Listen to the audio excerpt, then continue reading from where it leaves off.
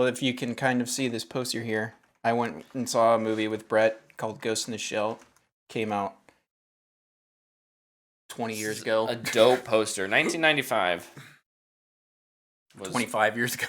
was when this movie came out. Sorry for all you listeners who can't see the poster. It is really cool though. Indeed. It's sweet. I wish theaters would do this more often. They used to do it all the time. They'd always have that giveaway poster at the premieres for all the big movies, and I miss that. And you know what was nice? We didn't have to like fight for it. There was like 6 other people there. We didn't even show them our ticket either. They just gave Is this where we get the Ghost in the Shell poster? He's just like, yeah.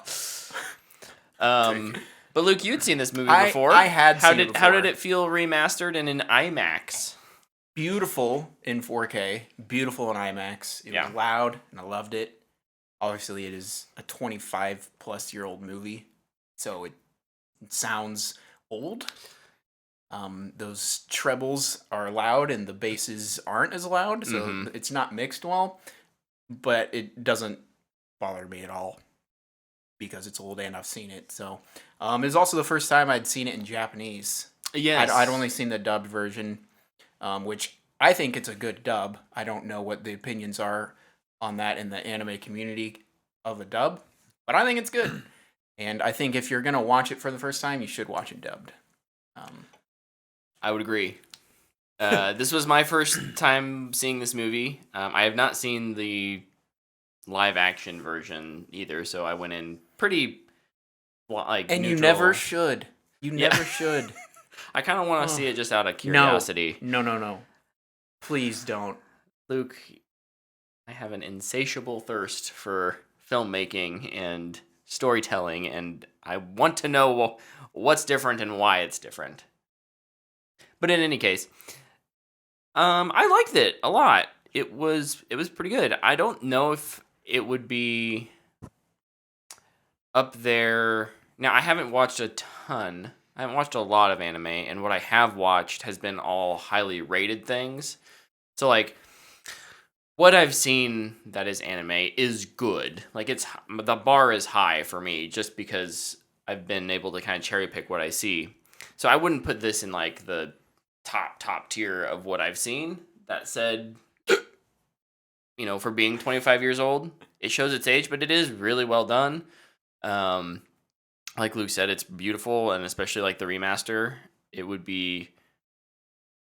I don't know what like a modern version would look like, but I just feel like it would blow my mind. And I know that would probably. There's that thing of like when you. Do you do it the exact same? Do you do a faithful adaptation? Do you, I don't know how you would do that, but I absolutely understand why they tried to make a live action version of this, and I would be down for them to try again because I do think that there's a really unique story. I think it would just, my preferred version, I think it would just be Blade Runner. Yeah. And so maybe that's... Here's an easy first step for whenever they eventually do try a live action again. Don't cast a white person as an Asian. It's easy. Hollywood still hasn't quite figured that out yet. It's still the most mind-blowing thing. Better in the last couple years, but that was not that long ago. I will say I think where it stumbles is, first off, like you said, there's a lot of exposition, and having that the Japanese version just means I had to read a lot. I don't dislike subtitles. I think they can work really well. They throw a lot of information at you. And I don't know. I think you could maybe pare that down a little bit. It does make the film feel a little longer. That said, it's all good stuff. It's intriguing world building, even more so than just like the main plot. My only other real con, I think, is I'm just gonna say my cons because like everything else I thought was great. Is the main character, Major? I didn't feel like she had. There's this dissonance between like the ghost and that she's a shell, right, of sorts, and so she doesn't. I don't think she's that interesting of a character. The world around her is really interesting, and she's interacting with really interesting things. I'd like to see her maybe make more interesting decisions, but like that's maybe a major minor nitpick, I guess. I don't know. Mm-hmm. Like I think it's a big deal, but like in the context of the story, like it works. Yeah. That she's kind of this like, who am I? Yeah. I can understand that. I love that character. I think for all the exposition that is in the movie, I feel like they don't do any of that with her. It's all kind of shown visually. Like one thing that I've always found really interesting in the entire movie is the Major has thermo-optic outer shell skin. Mm-hmm. So she takes off her clothes and turns invisible. But whenever she's not invisible, she kind of just hangs around, and Bato is always the one to cover her. Yeah. And I just find it really interesting that the whole movie she's questioning whether or not she is human. And that's like just a minor thing where like, yeah, a normal person would cover themselves. Mm. And it's like, is that thinking there? And there's like little things like that throughout the movie that I really, really like. Yeah. And then, like there's the Major and then there's the Puppet Master, which are like two sides of the coin. Yeah, I was going to say one of the big pros is the Puppet Master. You don't really figure out anything about them until the end, which makes sense. And I'm not going to spoil anything, despite it being a 25-year-old movie.